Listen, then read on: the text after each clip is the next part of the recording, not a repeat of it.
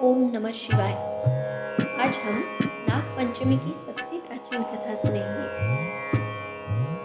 श्री गणेशाय नमः। प्राचीन काल में एक सेठ जी के 7 पुत्र थे।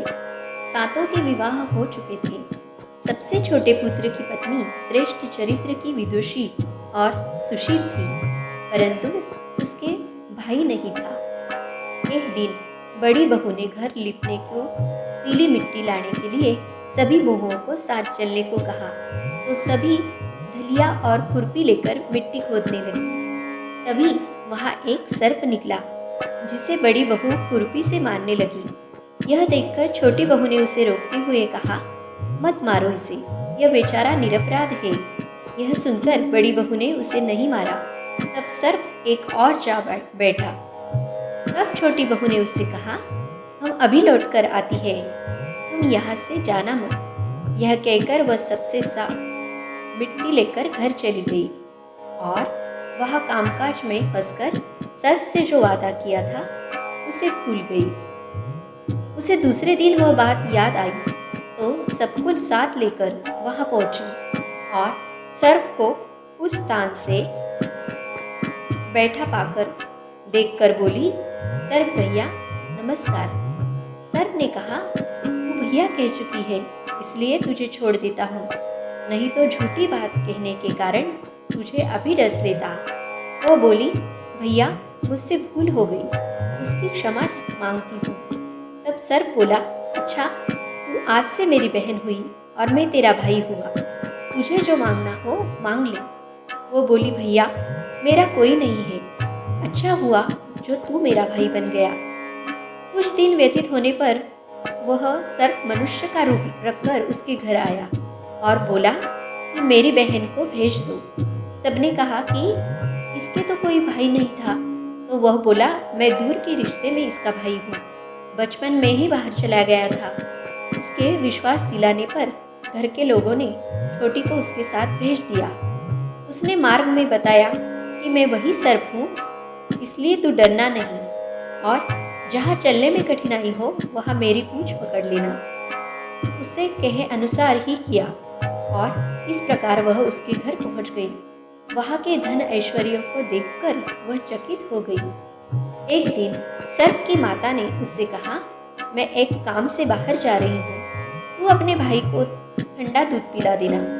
उसे यह बात ध्यान नहीं रही और उसे गर्म दूध पिला दिया, जिसमें उसका मुंह बेतरह जल गया। यह देखकर सर्प की माता बहुत क्रोधित हुई, परंतु सर्प के समझाने पर शांत हो गई। तब सर्प ने कहा कि बहन अब उसको घर जाना चाहिए। तब सर्प और उसके पिता ने उसे बहुत सा सोना, चांदी, जवाहरात, वस्त्र, भूषण आदि देकर उसके घर पहुंचा दिया।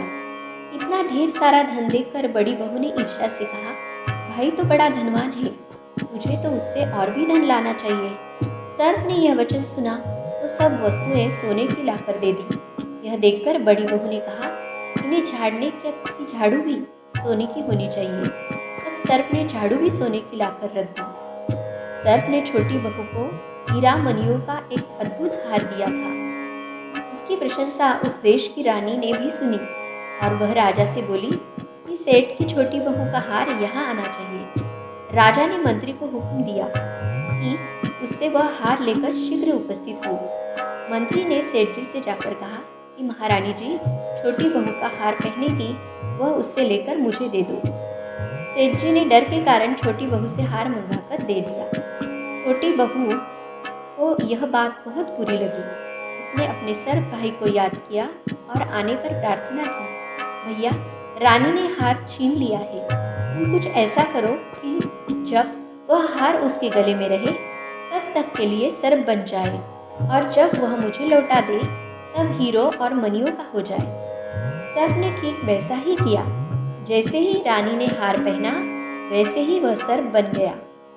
यह देखकर रानी चीख पड़ी और रोने लगी। यह देखकर राजा ने सेठ के पास खबर भेजी कि छोटी बहू को तुरंत भेजो। सेठ जी डर गए कि राजा ने न जाने क्या करेगा। वे स्वयं छोटी बहू को साथ लेकर उपस्थित हुए। राजा ने छोटी बहू से पूछा, तूने क्या जादू किया है? मैं तुझे दंड दूंगा। छोटी बहू बोली, राजन, धृष्टता क्षमा कीजिए, यह हार ही ऐसा है कि मेरे गले में हीरो और मणियों का रहता है और दूसरे के गले में सर्प बन जाता है। यह सुनकर राजा ने वह सर्प बना हार उसे देकर कहा, अभी पहनकर दिखाओ। छोटी बहू ने जैसे ही उसे पहना वैसे ही हीरो मणियों का हो गया। यह देखकर राजा को उसकी बात का विश्वास हो गया और उसने प्रसन्न होकर उसे बहुत सी मुद्राएं भी पुरस्कार में दी।